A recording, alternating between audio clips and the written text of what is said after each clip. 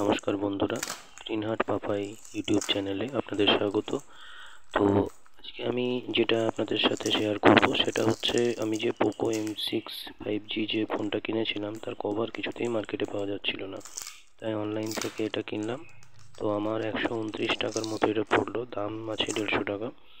তো দেখুন, এই যে কভারটা কেনা হলো, কেমন লাগলো আপনাদের জানাবেন। আর এই পোকো M6 এর ব্যাপারেও আমি জানাবো এর পরের ভিডিওতে, এবং সঙ্গে থাকুন। এবং চ্যানেলটি ভালো লেগে থাকলে অবশ্যই সাবস্ক্রাইব করে কিন্তু হেল্প করবেন। ধন্যবাদ।